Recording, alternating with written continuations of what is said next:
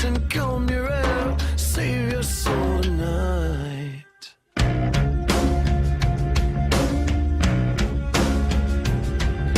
Drift among the faithful, bury your desires. Aberrations fill your head. You need a place to hide, and I am. Do you remember me? And the kid I used to be? Do you remember me?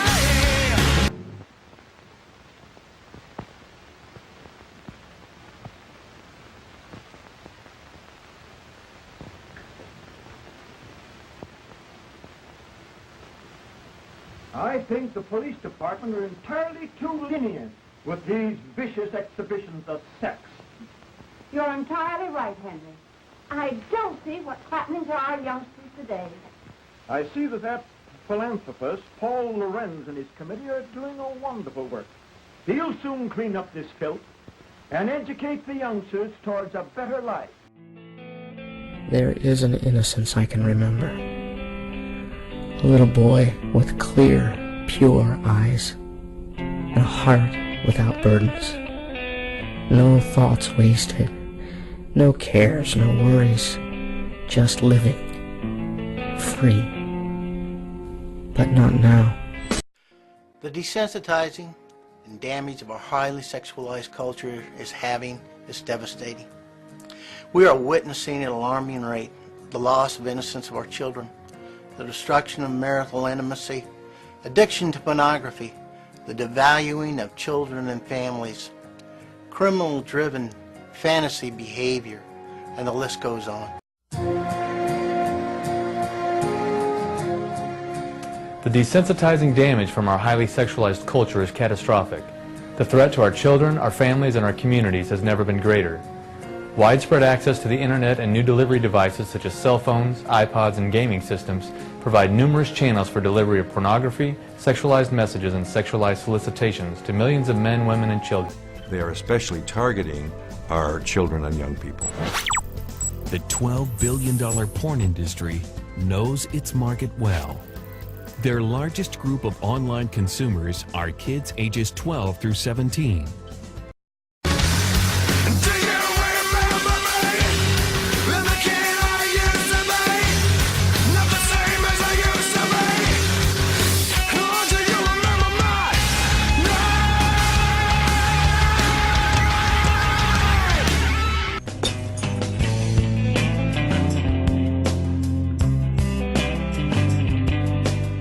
I didn't think it was a big deal. Pretty typical, you know. Just some porn and a little sexual exploration. Not even that I always liked what we were looking at. And I knew it was wrong. Taboo. That fact only made it more appealing. I felt completely captivated. Trapped. Our crowd of boys were out for a good time, and we went to a burlesque show. Oh, we thought we were regular cut-ups, all right. From the show, we went to a house party with drinks and girls and, well, all that goes with it. That was the start of months of misery, with patent medicines, quack doctors, and sleepless nights. Until finally, I came to my father for help. He had a competent physician treat me, and soon my health and spirits returned. And that's why I'm here tonight. Unashamed to spread the gospel for the benefit of the countless boys and girls who, like myself, indulged in supposedly innocent fun. Today, we are inundated with the fruits of an increasingly sexualized culture. Everywhere we turn, billboards, advertisements, commercials, and music lure us down a path that was once taboo. In the most insidious of ways, our culture is giving the green light to what not long ago had been relegated to red light districts. We face struggles today that we never imagined years ago. We face a world in which advertisers like Abercrombie and Fitch and Levi's jeans are promoting sexualized messages to our young people that we've never seen before, and the impact is absolutely devastating. Year after year, our population is enticed and taught a distorted view of sex. Hi. I'm a delivery man, and I have some cream for you. And year after year, our staff fights to advance the truth of a biblical sexuality. The biblical sexuality. About a biblical sexuality. A biblical sexuality. I thought you were a good man. I thought you talked to God. You hypocritic, messianic, child abusing, turned satanic. Do you remember me? Do you remember me? The kid I used to be? Do you remember? Do you remember? A biblical worldview and the threat that faces our culture, our children, our families, our congregations. We are witnessing alarming rates: the loss of innocence, destruction of the family, addiction to pornography, sexually transmitted diseases, fantasy-driven criminal behavior, and the list goes on. Each day in our nation, young people are victimized by those who steal their innocence and corrupt their minds. I believe that every child you know will be impacted by sexually explicit content delivered over the internet or wireless technologies. Research reveals that 90% of young people's first exposure to pornography on the internet is unintentional. The second exposure rarely is. This is a slippery slope that happens one compromise at a time, one click of the mouse at a time, and one day we find ourselves in a place we thought we would never be, doing things we thought we would never do. Pornography, like every other sickness, like every other virus, molds and mutates as it finds a new host. It has already successfully infused itself into the wireless technology that young people use every day. But what will this new infusion of porn and technology produce? Porn will go interactive. Research indicates that 39% of girls have sent lurid texts and emails, and 1 in 5 girls have sent nude or semi-nude pictures or videos of themselves.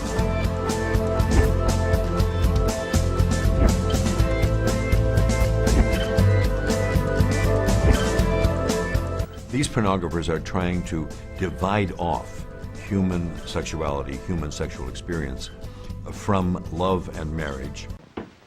Dr. Hampton, I don't believe people should be ignorant of sex.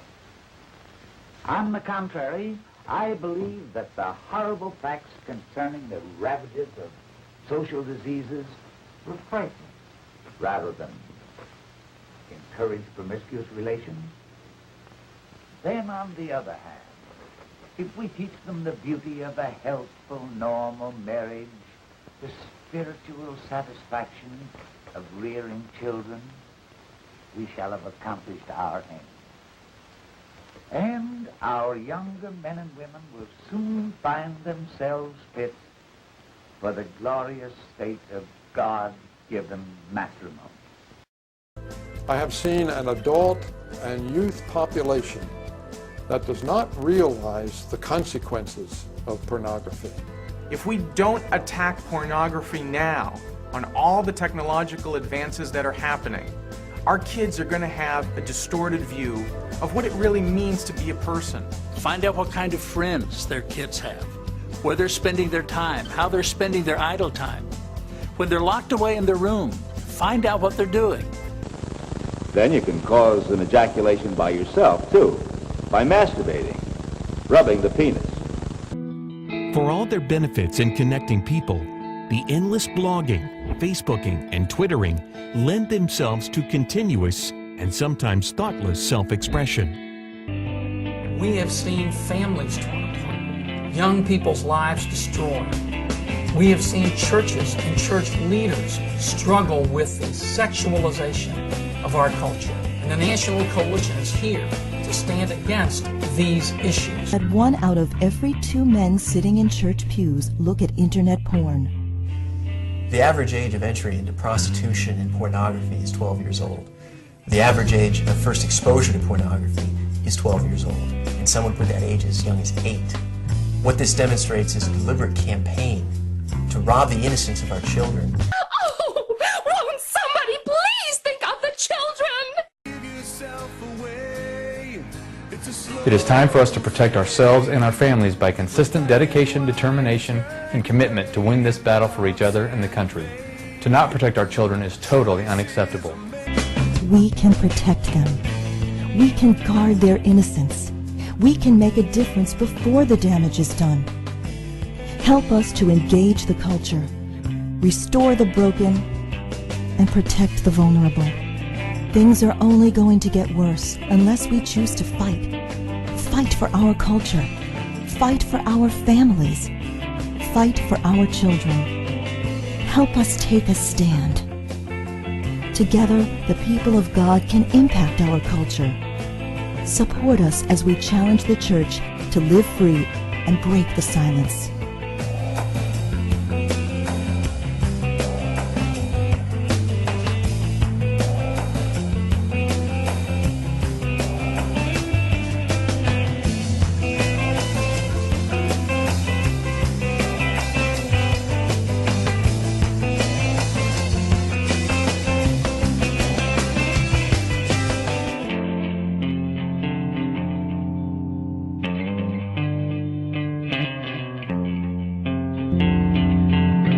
The days of silence are over.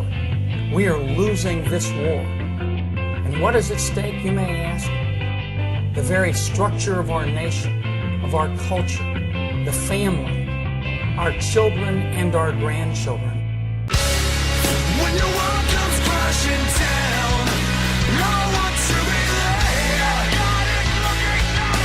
I'm not Jesus, Jesus wasn't dead.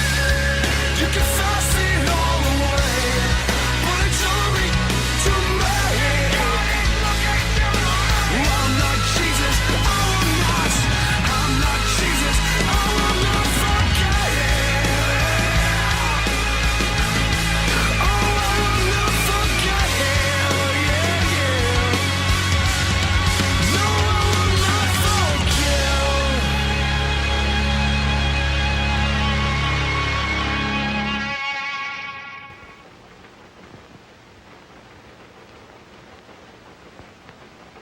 Then up to this, Betty.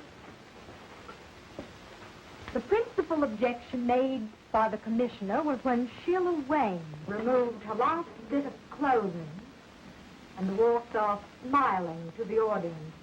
You must have plenty of it. I wish I could do that instead of slaving in this office. I'll bet you could. You do have plenty of it. Think so? Say, I wonder if I couldn't be a striptease queen. Sex trafficking is perhaps the most barbaric injustice of our time. It is the most brutal form of modern-day slavery. The only thing more shocking than the nature of this injustice is its scope. It's estimated that there are as many as 2 million sex slaves globally. Experts believe Between 100,000 and 300,000 children and teens are trafficked into prostitution and pornography every year in the U.S. It's an issue of supply and demand for commercial sex in the 21st century is seemingly insatiable. There's consensus in the anti-trafficking movement That the normalization and proliferation of pornography is a driving force behind the explosion of sex trafficking. We live in a culture that commodifies human beings and exploits for profit both the consumer and the commodity. The dominant attribute Of such a culture is bondage.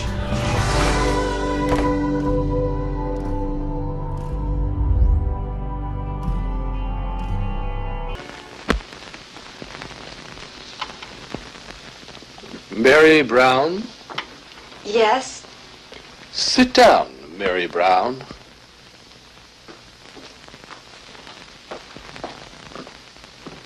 Thank you, Doctor. Mary, I've been going over your tests. How did a nice girl, like you, come to contract a social disease? Then my worst fears are confirmed. Oh, the shame of it. Now, you are unclean. But there's always hope.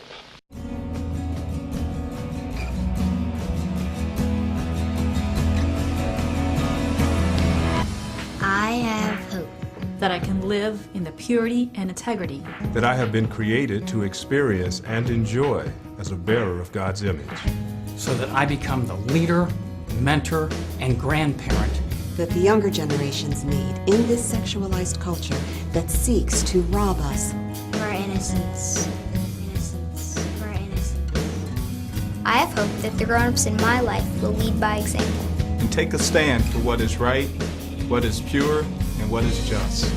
So that our children will see God at work in us and be able to say in their hearts, I am loved.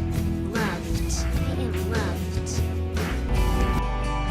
It's well recognized that Christians are at the forefront of the anti-trafficking movement. What's problematic is that many in the Christian community are contributing to the demand for commercial sex. If we're not pursuing personal purity that flows from a desire for justice and righteousness, then we're like the whitewashed tombs Jesus described, clean and respectable in appearance, but inside full of selfishness and injustice. Pure justice is our vision for the church becoming a city on a hill, shining justice and mercy into the darkness of exploitation. I have hope that God's people can unite in repentance and humility, and to seek the purity of heart and mind that God desires to create within us, and that each of us should desire as we live for Him and pursue His will. On earth as it is in heaven. I have hope that through the darkness and despair, I will be the mother. I will be the father my children need, and despite my own sin and weakness, they will see the love and power of God in my life. I have hope that my generation would seek justice and righteousness. To love mercy and to walk humbly with our God. Because I have this hope, I will pray for restoration of the broken and for protection of the vulnerable. Tell me how you went astray. Tell me everything. I won a beauty contest here in Iowa. I thought I'd try my luck in New York. It wasn't like Iowa at all. And then I met a theatrical agent.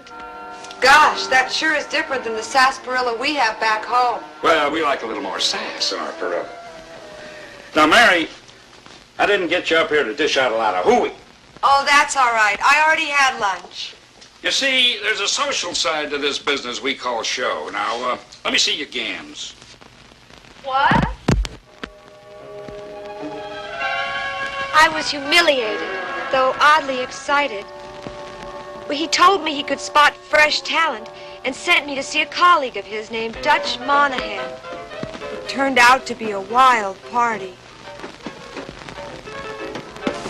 Here, dunk your whiskers in this, sister. You guys sure like your sarsaparilla in this town. Get her. Shut your trap or I'll box your ears off.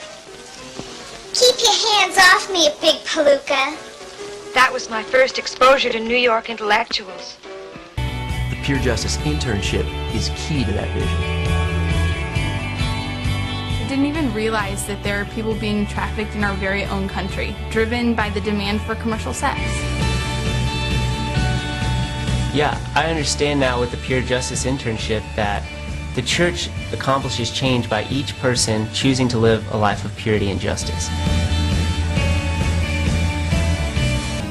I will seek to understand God's call on my life and the evil in the world that we must oppose. I will resolve not to participate in a commercial sex industry that spans the globe, distributes pornography and prostitution into every home, and turns human beings into commodities for pleasure and profit. I will seek ways to engage others in acts of love, mercy, and justice. every hour, every day. I will pray. I will understand. I will resolve. I will engage. Because I have pure hope. Pure hope. Pure hope. Pure hope. Pure hope. Pure hope. Pure hope. Pure hope. Pure hope. I have pure hope. Individuals forced into sex slavery live on average only 7 years after they're forced to begin work in this field. But God's people are being called to take a stand. Each year the Super Bowl captivates audiences across our country. This year the Super Bowl is in Dallas-Fort Worth, a leading hub for sex trafficking. 15% of all calls to the national hotline come from this area. Research shows then a major sporting event such as this can increase the demand for sexual trafficking by up to 80%.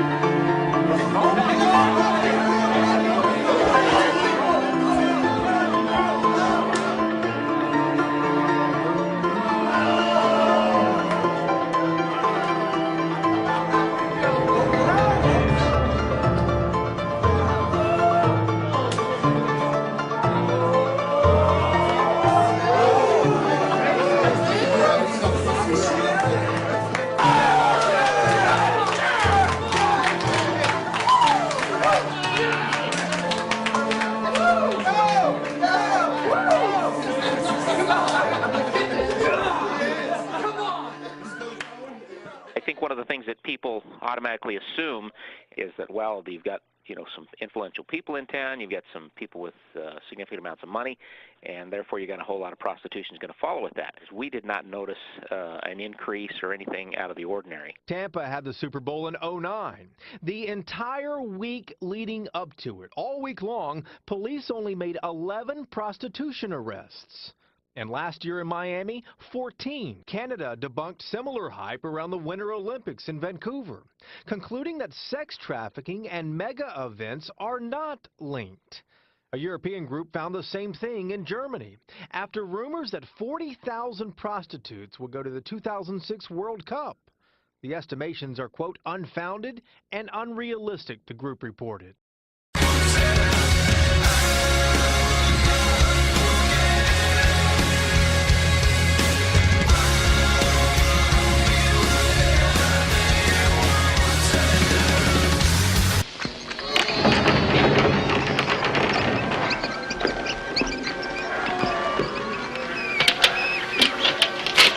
What you are going to see here is not pleasant.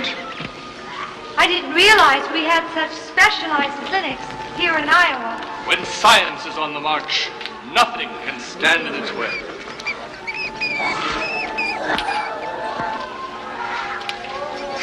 Who is that pitiful creature? Let's call him Pete Jones. Pete's first troubles were with smoking cigarettes and drinking beer, weren't they, Pete? Get back! We don't have any cigarettes! Sad, isn't it? I've seen enough, Doctor. I know you have. But have you? Resist temptation, or you may end up like Pete and Mary.